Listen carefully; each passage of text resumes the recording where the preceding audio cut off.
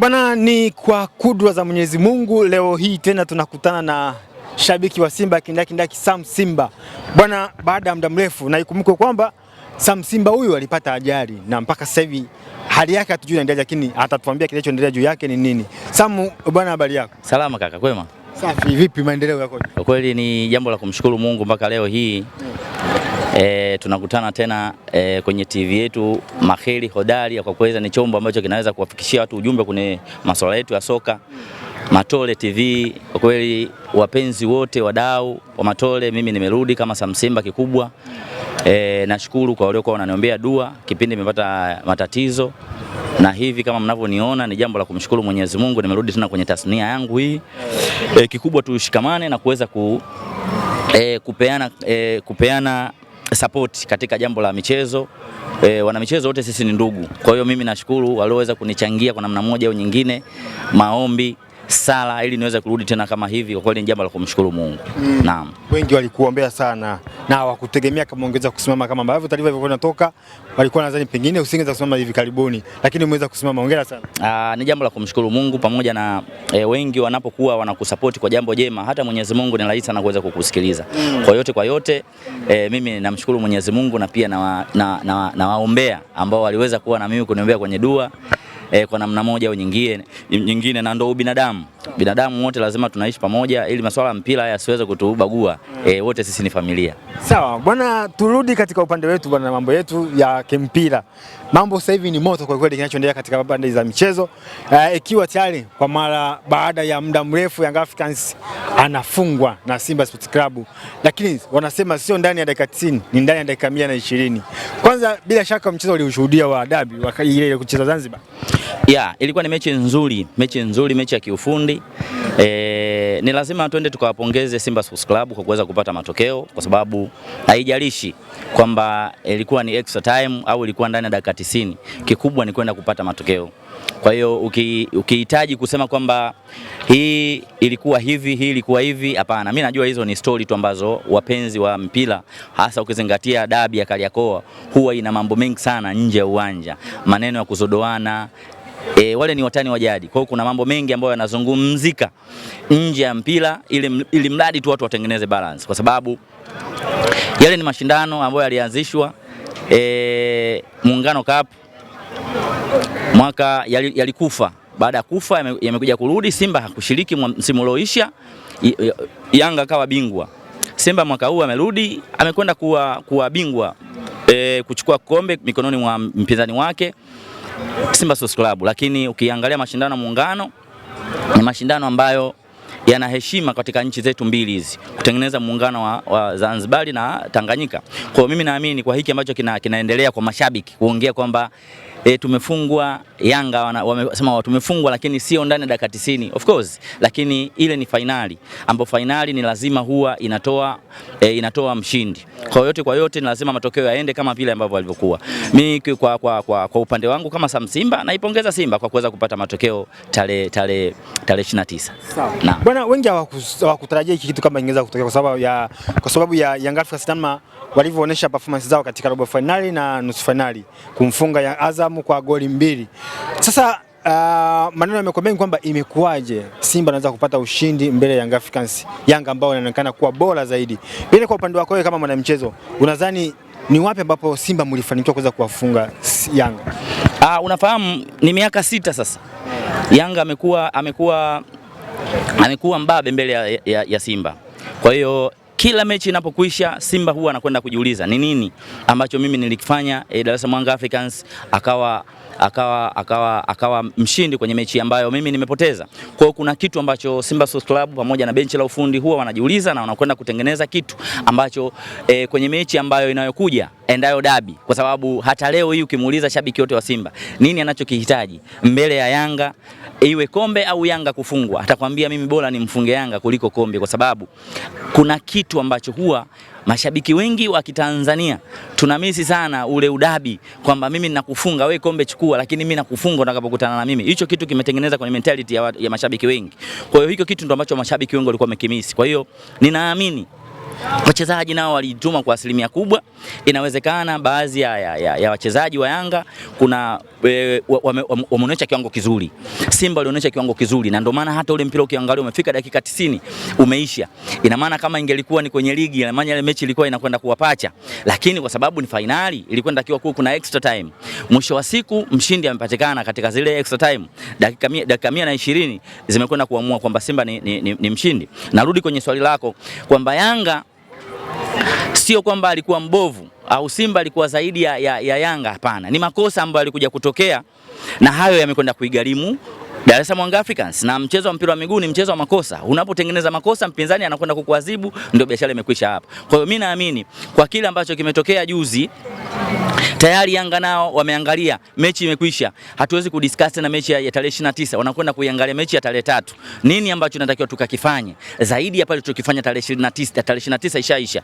Nini inatakiwa tukakiongeze tulichokipunguza pale? Lakini mimi naamini kabisa kwamba hawa wote wana quality ya wachezaji ambao ni wakubwa na wanaweza kuamua mechi muda wowote. Kwa hiyo hata Simba wasilale, wasilizika kwa kile kitu ambacho wamekipata tarehe 29, wanaweza kaenda kupata instant kubwa ya Yanga tarehe 3, wakashangaa nini ambacho kimetokea. Kwa sababu ukiangalia kabla ya tarehe 29 ya kombe la finali ya Muungano, Simba na Yanga walikutana tarehe 1 mwezi wa 3. Kuna kiwango bora sana Simba alikionyesha, kiwango kizuri sana walikionyesha Simba. Ukiangalia na Yanga ambao waligawana vipindi, Simba alitawala kipindi cha kwanza, Yanga kaenda kakishika kipindi cha pili. Kwa hiyo pale ni kitu gani ambacho unaweza kuona kwa msimu huu ambao wamekwenda kukutana Simba na Yanga? Kuna kitu ambacho vilabu vyote viwili wanavyo. Kwa hiyo huwezi kuibeza Yanga, huwezi kuibeza Simba, wote wanacho. Kwa hiyo mimi kikubwa naamini kwa kiwango kilichoonyeshwa juzi tarehe 29 ilikuwa ni kiwango kizuri sana, bora katika dabi ambayo mimi sijawahi kuishuhudia. Naam. Tunaweza tukasifu mbinu za kocha Baka. Of course, kwa sababu yeye ndo amepata matokeo. Ukimwangalia yeye ndo amekuwa kocha bora wa tournament zile. Kwa hiyo ni lazima kwanza uende yeye amekuwa bora. Amekuwa bora kwenye ile mechi na kuweza kufanya sabu, si ndivyo? Na kwenda kupata matokeo. Kuna baadhi ya wachezaji wameingia na waenda kwenda kubadilisha matokeo. Kwa hiyo ni kwanza ni jambo la kumpongeza Steve Baka kwa kile ambacho amekifanya, si ndivyo? Lakini hapo pia unaenda kumpongeza mpinzani ambaye amekwenda kuonesha bato na Simba Sports Club mpaka dakika 120. Matokeo yamekwenda kutokea yale goli moja ambalo ni mistake ambayo alifanya Edmund John na kwenda kumchezea alafu Clatous Chota Chama, kwa sababu ukimwangalia Edmund John hakumjua vizuri, hakumsoma vizuri mtu kama Clatous Chota Chama akiwa ndani ya area eneo la penalty box, anakuwa na utulivu, anakuwa ipo comfortable, anajua yeye ndo mwenye mali. Lazima wewe unapokuja lazima utaingia kwa spidi kubwa na nguvu kubwa na kumfanyia foul ambayo imeleta impact kubwa sana kwa upande wa Simba. All mechi imekwisha. Tunajaribu kuangalia mechi ya tarehe 3. Mimi naamini mechi ya juzi tarehe 29 ilikuwa ni mechi nzuri sana. Mechi nzuri sana. Na ukiangalia labda mistake ambazo kocha wa Yanga ni kwenda kujaribu kufanya sabu ambazo kwa mimi hayo ni maoni yangu. Sabu aliyokwenda kuifanya eneo la kiungo kuwa wazi kidogo iliwafanya Simba, kwa sababu walikuwa wamejaa viungo wengi waweza kufanya moment nyingi sana, na ndo kidogo ikawapa pressure sana Simba kuweza kuataki Yanga na kuweza kwenda kupata hilo goli dakika za jioni. Sawa. Pengine kwa hiki ambacho mmefanikiwa kukipata ndani ya mashindano ya Muungano, mmeweza kuchukua kila aina ya tuzo iliyotolewa pale. Ikinaweza kikawafanya muone kwamba tayari Simba imeshakuwa katika level ambazo mnahitaji nyie, na kuona kwamba Yanga tayari sasa hivi ishakuwa mshaondoa uteja ndani ya Young Africans sasa hivi. Unapozungumzia dabi, kila siku dabi inakuwa ina interest yake, ina upinzani wake. Hata kama ingelikuwa sio kombe la Muungano, hata kingekuwa ni mtu kadhamini kuku anahitaji Simba Yanga waende, sio thamani ya ile kuku, ni thamani ya dabi ya Kariakoo, ndio huwa inachukua thamani kubwa sana. Nirudi kwenye swali lako. Swali lako sio kwamba Simba kashinda mechi ya jana kamaliza kila kitu. Nishakwambia Simba inatakiwa aangalie sehemu gani ambazo hata Simba alishinda ile mechi lakini kuna makosa ambayo aliyafanya. Sijui unanielewa. Kwa hiyo inahitajika Simba achukue afanyie analysis ile game. Nini kilichotufanya sisi tushinde? Ni sehemu gani tuliwini? Je, katika huko kuwini ni sehemu gani ambayo sisi tulicheza tofauti. Endapo wapinzani wangelikuwa wao wanaweza kuzifanyia nafasi kazi, ina maana Yanga angeweza kumaliza ile mechi mapema. Nafikiri kuna moment nyingi ambazo wewe uliziona. Kwa hiyo ina maana kwamba yale ile mistake ambayo Simba walizifanya wasije wakazirudia. Inawezekana kama kuna nafasi ambayo walizipata wakazifanyia makosa, inatakiwa wazifanyie kazi ili endapo wakipata nafasi tatu basi wakose moja mbili waweze kuzikonvert kwa magoli. Kwa hiyo ndio maana halisi ya approach ya kocha. Sio kwamba tunaweza kusema Simba sasa hivi ni bora kuliko Yanga. Hapana, au Yanga ni bora kuliko Simba. Tukienda kwa numbers, kwamba ukiniambia sasa hivi klabu bora Tanzania kwa miaka yote, mimi nitakwambia ni Yanga, lakini si kwa msimu huu, kwa sababu tayari msimu huu Yanga na Simba wamekutana mechi ya kwanza Amani pale, wametoka sare. Mechi hii ya pili Simba ameshinda. Lakini ukienda kuiangalia mechi zote mbili ambazo zimeshachezwa, unaangalia ni viwango ambavyo vinawiana, kwa sababu endapo ingelikuwa ni ligi ambayo inaamua dakika 90, ina maana mechi ya juzi ilikuwa ni pacha. Lakini all in all lazima uwape heshima Simba kwa sababu wamepata matokeo, lakini sio kwenda kuwadharau Yanga. Juzi tumewafunga na naamini kesho kuta tunaenda hicho kitu. Mpira huo hauko hivyo, ni discipline, kushika maelekezo ya mwalimu, nini ambacho anahitaji, approach ya kocha ambao tayari ameenda kuwasoma wapinzani, kuingia na mfumo gani ambao tunaenda kukabiliana na Dar es Salaam Africans. Mimi naamini hicho ndio kitakuwa kitu cha kwanza kwa mwalimu, kwenda kuwapush wachezaji wake wakatumie mbinu gani.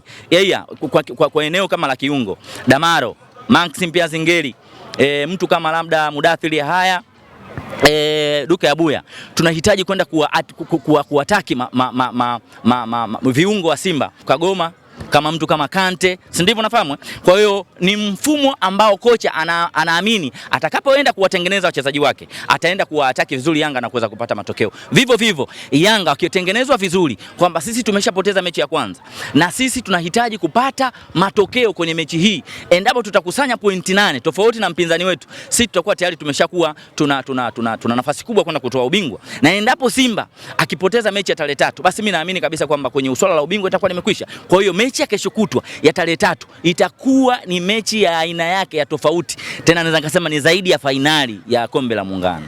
Naam. Sawa. Mashabiki wa Yanga wameanza kumwataki kocha wao Pedro Gonçalves kwamba anakosea katika rotation zake. Pengine kuelekea hii mechi ya tarehe 3 inaweza ikampa pressure kiasi kwamba ashindwe kuweza kupata matokeo mazuri, na ukitazama hii mechi huenda ikawa inaweza kaamua yeye aendelee kubaki ndani ya Young Africans au asiendelee. Mimi siwezi kusema kwamba namlaumu kocha au labda nikasema kwamba kocha sio mzuri. Kocha ni professional, ni mzuri ambaye anaweza kufanya jambo lolote ndani ya wachezaji wake. Tayari sasa hivi anaenda kuwajua, na mpira ambao anaucheza sasa hivi naona wachezaji tayari wameshaanza kumuelewa. Kwa hiyo mimi naamini ni pressure tu ya dabi. Tayari Yanga wamepoteza, tayari kuna vitu vingi naweza vikapotea. Tena hayo maneno sasa ndo anaweza kwenda kuwapoteza Yanga, kwa sababu naweza nikasema Dar es Salaam Africans kuna kitu ambacho kinabeba hiyo pressure. Yaani kwenye eneo la digital ni eneo ambalo Yanga ina handle pressure zote kwenda mtandaoni. Huwezi kumkuta viongozi wa Yanga wanaongea sana mtandaoni, ni kwa sababu tayari wamejitengenezea kitu fulani. Huwezi ukakuta mabishano ya kiongozi wa juu Arafat engineer aingie in deep kuongea na watu tofauti. Hapana, kuna kitengo maalum ambao tayari wao wanadili na mitandao, na ndio maana unakuta sasa hivi katika tuzo za digital Dar es Salaam Africans wanachukua sana kwenye hicho kitengo. Ni kwa sababu tayari wamejitengenezea eneo la watu kupiga kelele huko, haihusiani kabisa na management. Kwa hiyo mimi naamini kwa hiki kitendo cha kocha ambacho tayari kuna baadhi ya mashabiki wanaenda kuwataki, ni kutokuwa na nidhamu. Mimi naamini na kocha, kwa sababu unaposema kwenda kumwataki kocha, kwa sababu sio mara ya kwanza. Nakumbuka hata kwenye kile kikao cha management na kocha, wengi walitarajia kwamba kocha atafukuzwa, lakini yalikuja kutokea maamuzi tofauti, si ndivyo? Kwa mimi naamini wamwache kocha. Management ndio wanajua nini ambacho anakifanya, na kocha mwenyewe anajua nini ambacho klabu yao kubwa inahitaji. Nafikiri klabu kubwa kama Dar es Salaam Africans inahitaji makombe. Klabu kubwa inahitaji vitu vizuri. Na ninaamini kocha katika mkataba alioingia na Yanga, hivyo vitu ni vikipaumbele. Kwa mimi naamini wajaribu kuwa wastahimilivu kwa hiki kipindi. Hakuna mechi ngumu, hakuna mechi mbaya, hakuna mechi mbaya kama dabi. Wewe mwenyewe unafahamu. Lakini kikubwa kinachohitajika ni uvumilivu. Mechi ambayo sasa hivi Yanga na Simba wanayoifuata ni mechi hatari mno kuliko hata hii ya finali ya Muungano. Na Simba wao tayari mpaka hapo wana ujasiri useme confidence ya kwenda kucheza nao Yanga kwa sababu wamepata ushindi mbele yao katika mashindano ya Muungano. Lakini ukitazama wanaenda kucheza katika uwanja ambao wao wameuzoea pale Jenerali Samuyo. Pengine sasa hii inaweza ikawafanya Simba waweze kwenda kifua mbele na kuweza pengine kuonesha mchezo wa tofauti kuliko siku zote. Unapozungumzia dabi sidhani kama kuna sehemu ambayo inamruhusu mtu kuwa comfortable.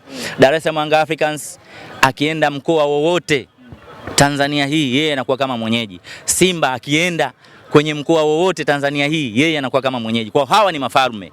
Wakiingia Samuyo kuna watu wako 50-50 kwenda kushangilia. Lakini mimi naamini labda kwenye engo moja tu ya ukataji wa tiketi. Mimi naamini kwamba Simba Sports Club kuna advantage mpaka sasa hivi sidhani kama viingilio, nafikiri leo ndo vimetajwa.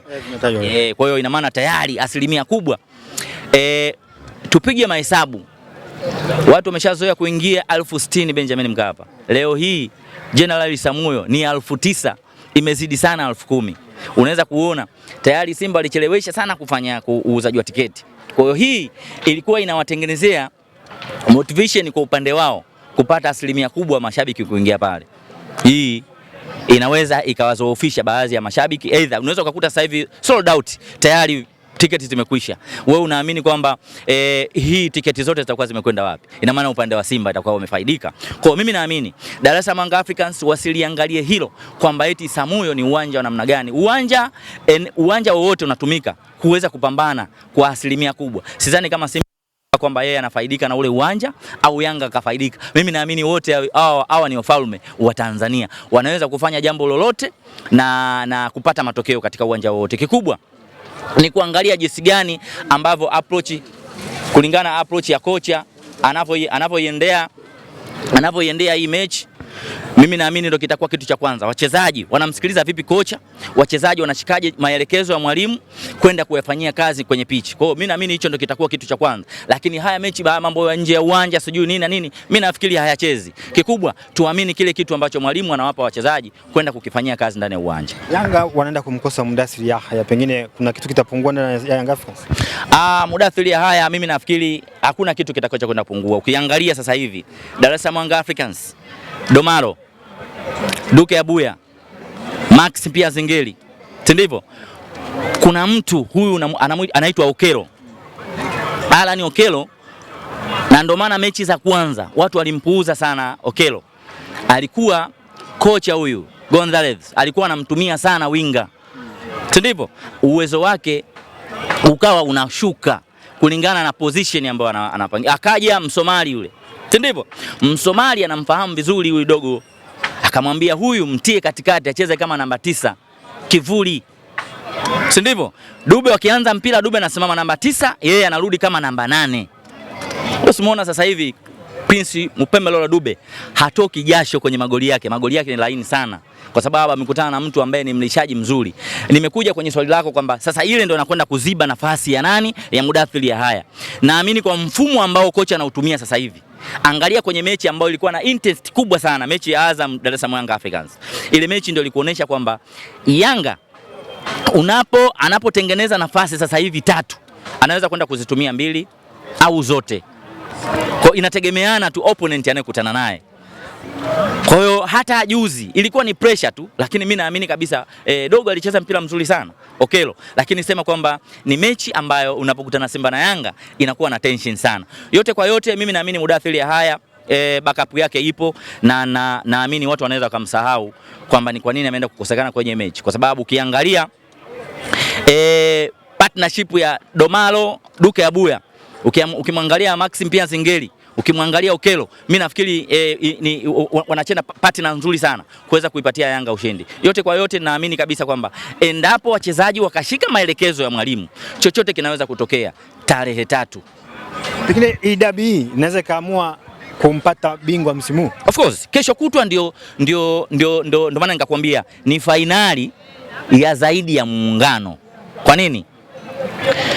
Simba, endapo Simba akifungwa tarehe 3, hii itakuwa baba Jeni bye bye.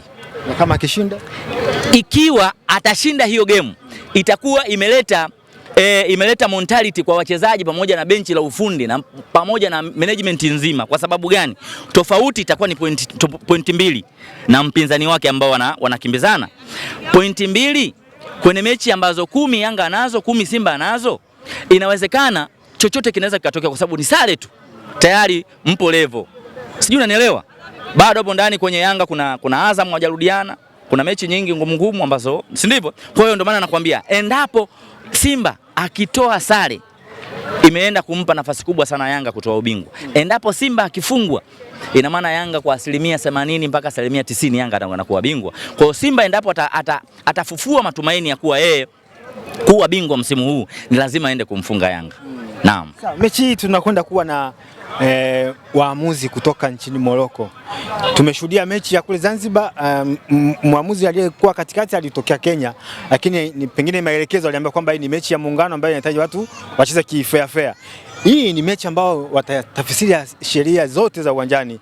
Pengine sasa unadhani itakuwa vipi ikiwa waamuzi watafanya yale ambayo waliowaleta? Kikubwa tayari sasa hivi Watanzania wengi tumeshakosa imani na waamuzi wetu. Na hata waziri wa michezo jana ameongea kwenye siku ya nani, alijaribu kuliongelea hili swala kwamba inabidi wenye mamlaka ya mpira wao, na wazungumzia bodi ya ligi pamoja na TFF, wajaribu kukaa na waamuzi kuwapa stahiki ili waweze kufanya vizuri. Aidha kama ni udhaifu wa maamuzi ndani ya uwanja, basi waongezewe ujuzi, si ndivyo? Kwa hiyo kila mtu anakosa imani. Leo hii akiweka Kayoko, tayari tumeshamfahamu Kayoko yule ni mnazi wa timu gani.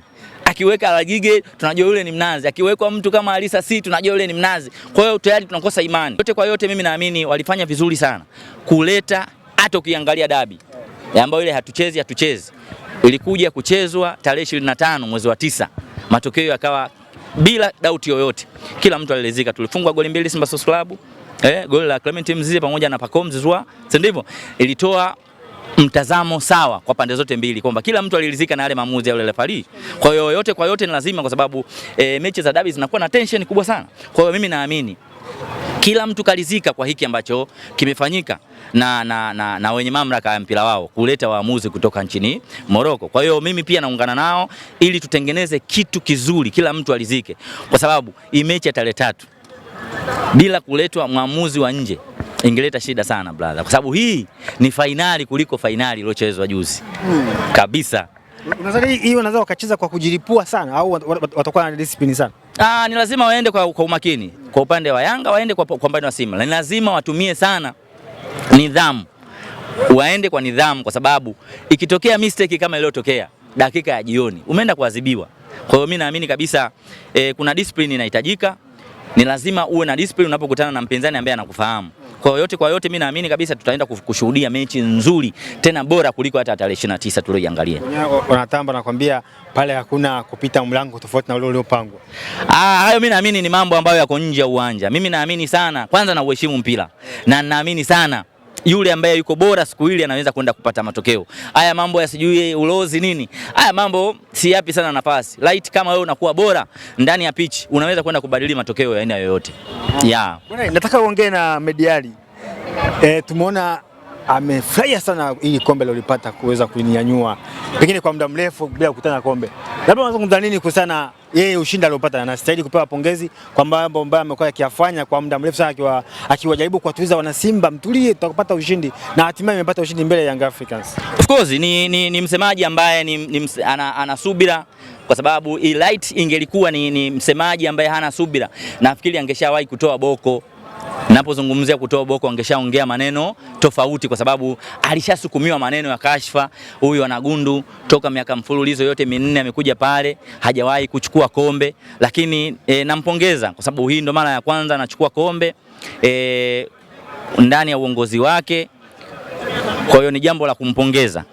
na uvumilivu ambao anauonesha ndani ya Simba Sports Club, japo ni muongo mno, lakini kwa sisi ambao tunafahamu kwamba kuna sehemu hapa anaongea uongo ili kutengeneza motivation kwa mashabiki wa Simba.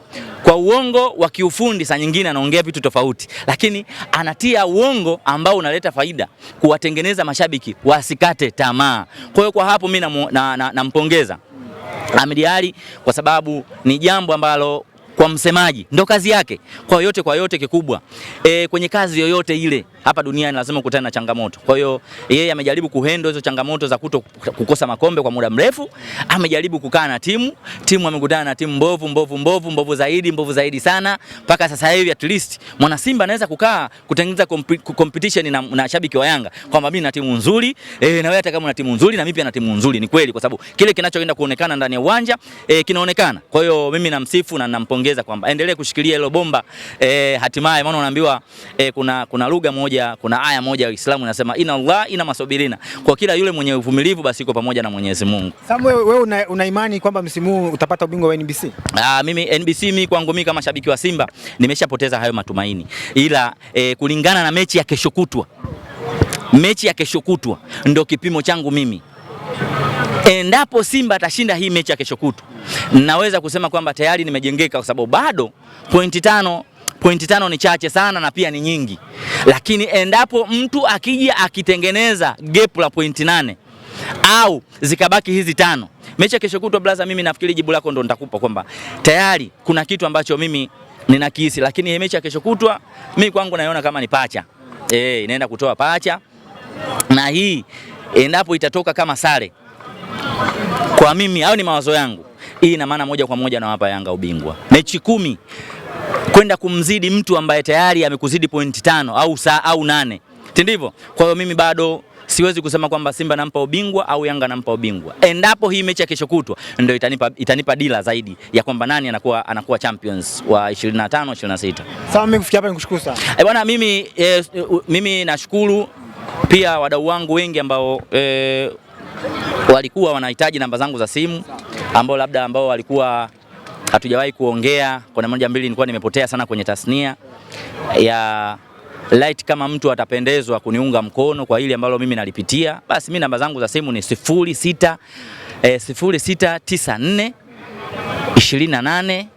53 30 mwisho. Mimi ndo namba zangu za simu. Kama kuna mtu ambaye labda anahitaji to join, kuna chochote ambacho unaweza kunisupport mimi kama ndugu yako, sasa hivi nipo kama hivi natembelea chairs. Kwa hiyo mimi naamini chochote ulicho nacho unaweza kunisupport kama ndugu yako. Haya ni maisha na mimi sikutegemea kama naweza nikapitia kwenye hizo changamoto. Kikubwa tumshukuru Mungu kwenye kila jambo. Mwingine anaweza akasema ngoja nisikupigie moja kwa moja, labda nikutumia hata voucher. Sasa labda jina anaweza kutokea nani? Of course jina langu mimi official kwenye kitambulisho cha NIDA ninatumia jina langu ni Samuel Francis Katabalo.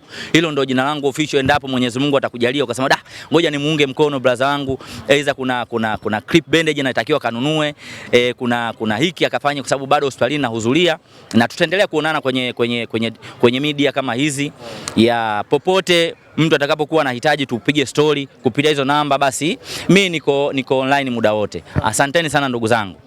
Shukrani. Poa.